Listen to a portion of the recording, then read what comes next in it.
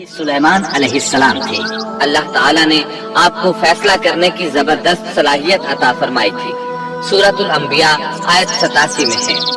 اور داؤد اور سلیمان کو یاد کیجئے جبکہ وہ کھیت کے معاملے میں فیصلہ کر رہے تھے کہ کچھ لوگوں کی بکریاں اس میں چر چگ گئی تھی اور ان کے فیصلے میں ہم موجود تھے۔ ہوا یہ کہ دو آدمی ہمسائے تھے، ان میں جھگڑا ہو گیا۔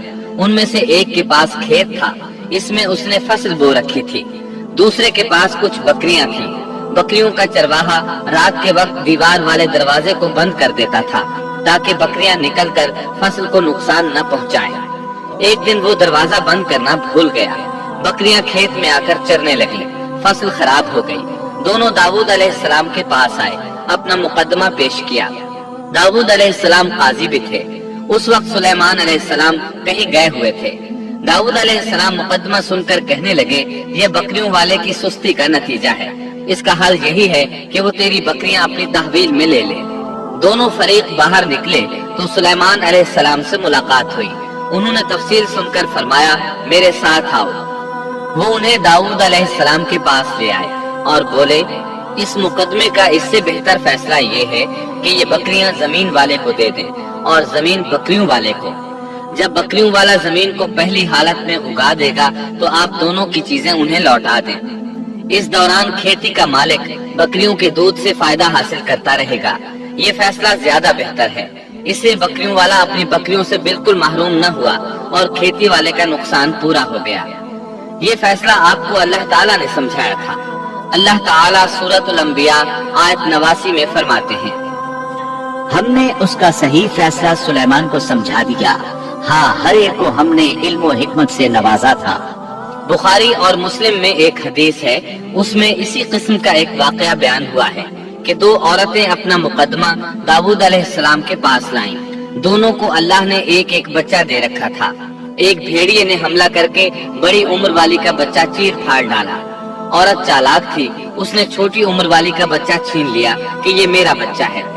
داؤد علیہ السلام نے دیکھا بچہ بڑی عورت کے پاس ہے تو اس کے حق میں فیصلہ دے دیا۔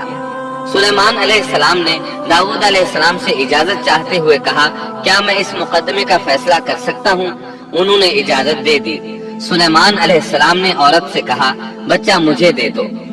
بچہ ہاتھ میں لے کر انہوں نے تلوار نکالی اور دونوں عورتوں سے فرمایا، میں اس کے 2 ٹکڑے کر کے تم دونوں میں برابر برابر تقسیم کرنے لگا ہوں۔ یہ سن کر بڑی عورت بولی کہ ٹھیک ہے، جبکہ چھوٹی عورت مامتا کی وجہ سے چلا اٹھی کہ آپ اسے زندہ رہنے دیں اور اسے دے دیں۔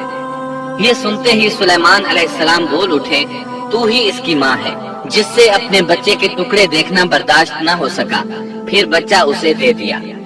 سلیمان علیہ السلام کا ایک تیسرا واقعہ قرآن میں یوں ہے، سورۃ النمل آیت 17 اور 18 میں ہے، اور سلیمان کے سامنے ان کے تمام لشکر جنات، انسان اور پرندوں میں سے جمع کیے گئے، ہر قسم الگ الگ کھڑی کر دی گئی۔ جب وہ چیونٹیوں کے میدان میں پہنچے تو ایک چیونٹی نے کہا، اے چیونٹیوں، اپنے اپنے گھروں میں گھس جاؤ، ایسا نہ ہو کہ بے خبری میں سلیمان اور ان کا لشکر تمہیں رونق ڈالے۔ ان تمام لشکروں کو اکٹھا کیا گیا تھا۔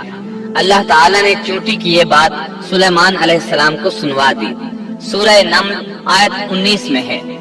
اس کی اس بات پر سلیمان مسکرا کر ہنس پڑے اور دعا کرنے لگے کہ اے پروردگار، تو مجھے توفیق دے کہ میں تیری ان نعمتوں کا شکر بجا لاؤں جو تو نے مجھ پر انعام کی ہیں، اور میں ایسے نیک اعمال کرتا رہوں جن سے تو خوش رہے، اور مجھے اپنی رحمت سے نیک بندوں میں شامل فرما۔